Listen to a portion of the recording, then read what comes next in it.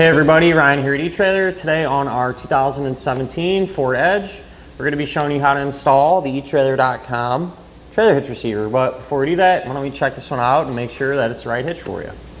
Seems like a lot of people who own a Ford Edge do a lot of different things with them. You know, whether they're pulling trailers around or using accessories like a cargo carrier or a bike rack. So if it were me, and I was looking for a hitch for my own Edge, I'd want something that would be able to do all those different tasks. And a setup like this will do just that, allow you to pull your trailer or use that accessory. And I'd also want something that'll look good too. You know, you don't want a gigantic hitch hanging back here that's super noticeable. And with this one, it is completely hidden for the most part. Really, you're just gonna be able to see the receiver tube opening. And because of the finish, I'm a big fan of it. It's a matte black type finish. You know, I think it matches the bumper plastic really well. I think it does a good job of really looking like a factory type option. I do want to address one of the big questions that we get asked, and that is your hands-free liftgate assist still going to work whenever you have the hitch in place? And the answer is yes. I know that from personal experience on edges that I've done in the past that do have that feature. Unfortunately today ours don't have it, so we really can't show it off, but like I said, I do know from past experience, and really the only thing that you're going to have to do different is kick your foot to either side of the hitch. Might take you a couple tries too to kind of find that sweet spot, but once you do, it will still operate like it should. With this being a class 3 hitch, it is going to have that 2" by 2" receiver tube opening, so very common size. A lot of different stuff's going to work with it. It is going to use the standard 5/8 pin and clip.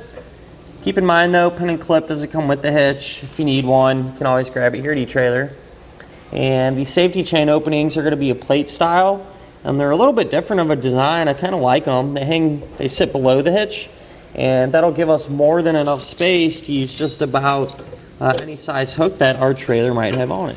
As far as the hitch's maximum weight capacities go, it's going to have a 675 pound gross tongue weight rating, and that's going to be the amount of weight pushing down on the hitch. So that's a pretty high number, and you should be able to use just about any size bike rack or cargo carrier that you'd want to, for example. As far as the hitch's maximum gross trailer weight rating goes, that's going to be 4,500 pounds. And that's going to be the amount of weight that is pulling on the hitch. So weight of your trailer plus anything that you might have on it. This can be used with the weight distribution system, which is a separate component. And what happens whenever you use that, it's going to keep your edge and your trailer level whenever you're towing it down the road. So if you happen to have a bigger camper or something like that, it might be worth checking out. But you know, even if you do use that component, weight capacities are going to remain the same. I do always like to suggest, so it's never a bad idea just to grab your Ford's owner's manual. That way you can make sure your Edge can pull that much weight safely. Now we can go ahead and just grab a couple of measurements, and these are going to help us figure out which hitch mounted accessories will work best. If you go from the ground to the top inside edge of the receiver tube opening, that's going to be about 14 inches. So if you plan on pulling a trailer around, chances are pretty good. You can use a ball mount that has a straight shank or one that has a slight rise in it. If we go from the center of the hitch pin hole to the edge of our rear bumper, that's going to be about 5.5 inches, and you can use that measurement to help figure out that if any folding type accessories you might have can be stored in that upright position without contacting the back of your edge. Compared to some of the other hitches available, this one's probably my favorite, just because how it's going to look, and you know, higher weight capacities, and the liftgate assist will still work and things like that. It's probably the one I would lean towards. There's a Curt one as well that's pretty much identical. It just has a shiny finish, more or less. So, you know, I like that one too. But it's really just going to kind of boil down to, you know, what your preference is. Other than that, though, as far as getting the hitch installed, it's really not too bad. Definitely not the hardest one to do, nor the easiest, but it's definitely doable. And if you're interested in seeing how that's done, feel free to hang around. We'll go ahead and put the hitch on together now. To begin our installation, we're going to be here at the back of our Ford Edge, and we're going to be working underneath it. And first thing we need to do is we're going to have some side panels on each side of the vehicle that we need to remove. To get the panel off, you're gonna have two 10mm nuts. We'll pull these off. And then further towards the outside of the panel, along this edge, you're gonna have two 5.5mm screws. We'll pull them out. I wanna mention from this point on, anything we do to one side of our vehicle, we're also gonna do to the other side. We set up the same way. We should be able to lower this down and get it out of the way for now. Now we can remove this panel here just behind our muffler. And so you're gonna have one 10mm nut there.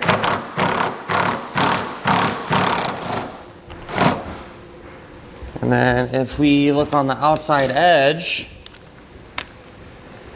we're going to have a total of 6 5.5mm fasteners. We'll get all these out, and then we should be able to lower this down as well.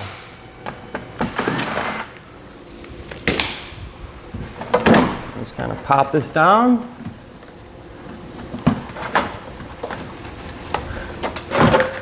And pull it out. Now we can lower our exhaust down to give us some more room to work. Before you do that though, I do suggest taking a strap and just running it from side to side. That way we can kind of control how fast and how far we let the exhaust come down. To get the exhaust lowered, you're gonna have two isolator hangers. So one over here and then one exactly like it, just on the other side of our vehicle. You can spray these down with soapy water or some type of lubricant, make it easier. Then you can take a big pry bar or screwdriver and just pry the end of it off. And I went ahead and already did the other side, so now we should just be able to lower the exhaust down to give us some more room to work. If you look in the center of our vehicle, we're gonna have this stud here, and this is where that heat or that center plastic shield was attached to, that stud there. That's going to interfere with the hitch, so we are going to have to trim it off. Sometimes you can grab pliers and kind of wiggle these and break them off. But to speed things up, I'm just going to use a Dremel tool and cut that flush.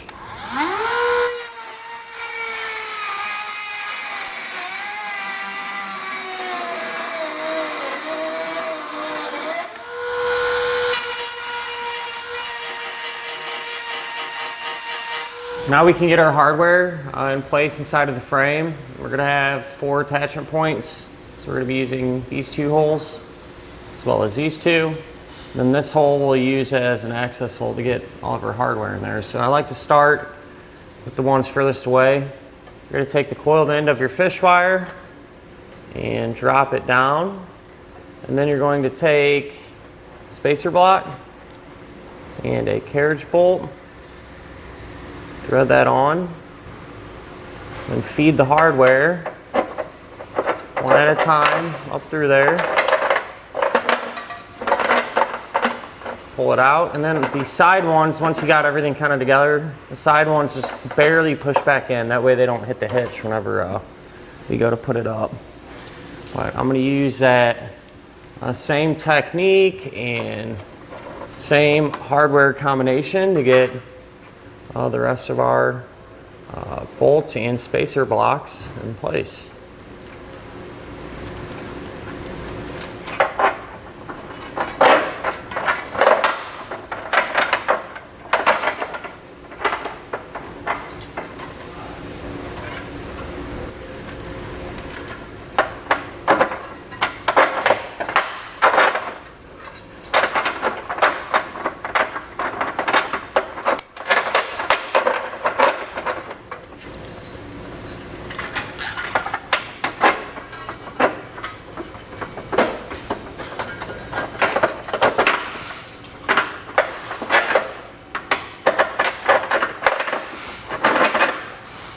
Now with the next set of hands, you can take our hitch, get it into position. You want to go over the passenger side exhaust first, and then you want to drop the pull wires through the appropriate holes in the hitch.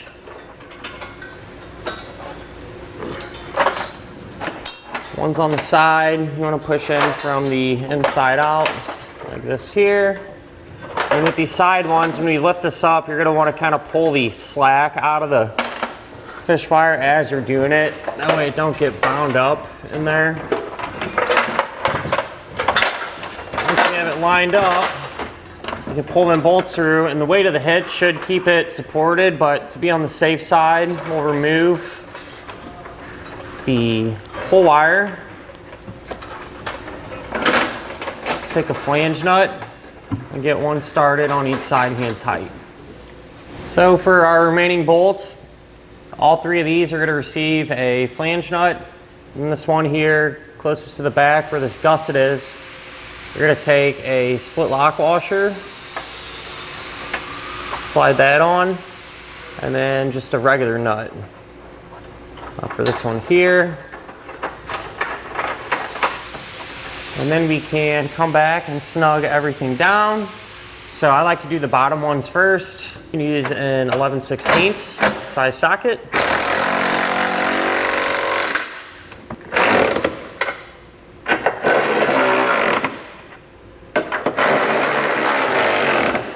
Now we need to come back with a torque wrench and tighten down all the hardware to the amount specified in the instructions. If you don't have a torque wrench, you can get one here at eTrailer.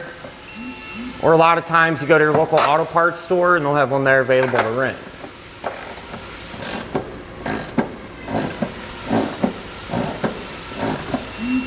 At this point, I reinstalled my underbody panels, literally the opposite way that I removed them. Now we can rehang the exhaust. So if you re-lubricate the hangers, you can usually just push this up and get these in by hand.